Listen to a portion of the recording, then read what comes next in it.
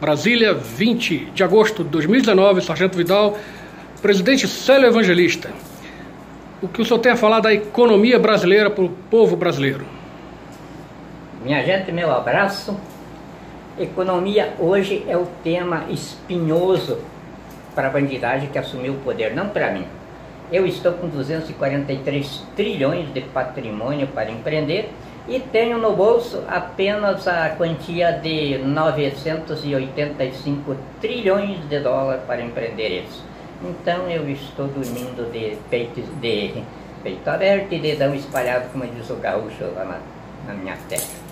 O problema é para essa gente que está no poder aí. Eles não têm do que fazer dinheiro, porque quando o Lula assumiu, ele reuniu o pessoal dele, os ministros dele, e o Palocci, pessoa muito ponderada, disse que não podiam fazer uma economia com uma inflação menor de 10% ao ano. Era necessário isso para poder consolidar o plano real.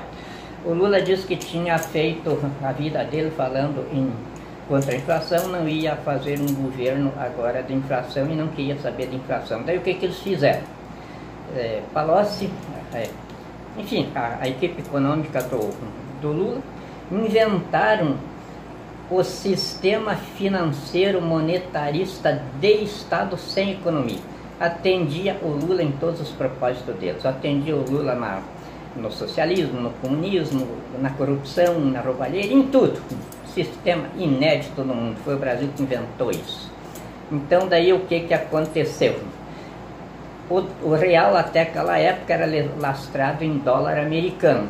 Eles fizeram uma lei ali que não lastreava mais em dólar americano e sim ativos líquidos. Para fazer os ativos líquidos tinha de haver superávit no balanço de pagamentos. Para haver superávit no balanço de pagamentos tinha de ter exportação. Não havia exportação para isso. O que eles fizeram? Eles fomentaram o agronegócio e abriram o país para a roubalheira de minerais e de tudo, e dali ouvem os grandes mineradores do mundo inteiro roubando tudo e deixando um pouco aí para fazer o que eles chamavam de commodities.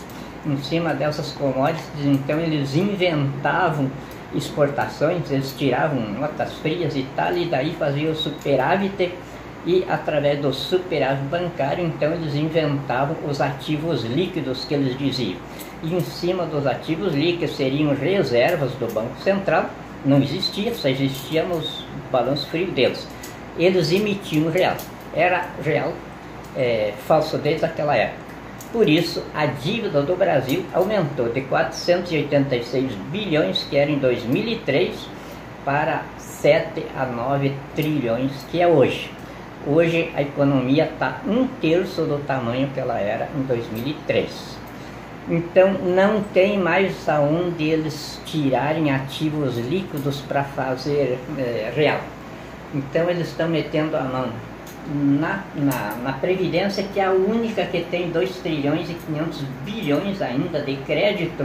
E aí a reforma da Previdência para isso, era para eles transformarem esse crédito em ativos líquidos para cobrir quase 2 toneladas de real falso que eles imprimiram de janeiro para cá. Então essa situação do Brasil é a mais terrível do mundo. Não existe em nenhum outro país do mundo uma situação como nós estamos hoje. E em cima disso, então, o Banco Central não teve outra saída a não ser declarar que o Brasil entrou em depressão econômica. A depressão econômica, para quem não entende de economia, vem primeiro um processo inflacionário. É o que está acontecendo na Venezuela, uma inflação de 2.500%. Depois da inflação, então, vem a retração econômica. A retração econômica começa daí as pessoas a vender patrimônio para poder manter o negócio delas. E depois da retração, então, daí vem a depressão. A depressão, quando ninguém tem mais nada para vender, é como o lagarto daí no inverno. Tem de comer o próprio rabo porque não tem mais o que eles achar para sobreviver. Essa é a situação do Brasil hoje. O Brasil está comendo a própria cauda dele. E não tem como eles tirarem o Brasil dessa crise, porque é só fazendo o que eu fiz. Agora, eles não podem fazer o que eu fiz porque não tem como repetir. O processo foi feito dentro dos furos internacionais, foi feito bem feito. Em final de contas, eu sou profissional. Eu não estou no Brasil aqui atendendo situações eleitorais e nem atendendo interesses próprios meus. Eu estou encerrando um período que eu comecei lá em 69 com o general Golbery e os grandes generais das Forças Armadas que administravam o país até 85. E fiquei com o encargo de agora recuperar o ideário da Revolução de 64 depois que houvesse o suicídio de poder que está vendo aí. Então, agora, o suicídio de poder está se completando com a depressão econômica. A depressão econômica vai acabar com as oligarquias do poder. O que são as oligarquias do poder? É o que nós chamávamos antigamente a República do Café, formada de São Paulo, Rio e Minas Gerais. Foi os que colocaram o Lula no poder em 2002, pensando dar um golpe nele para depois voltar no poder.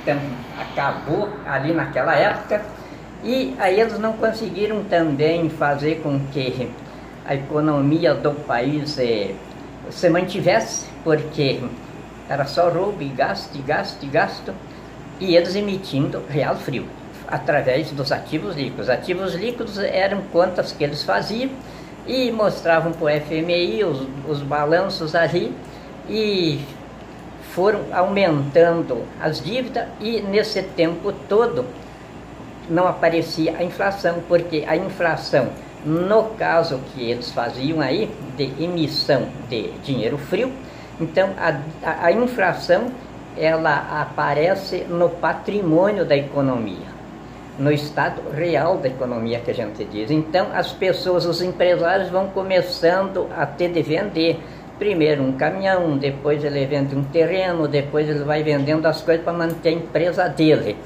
E esse aí, então, é o princípio da depressão, que começa, então, já na retração.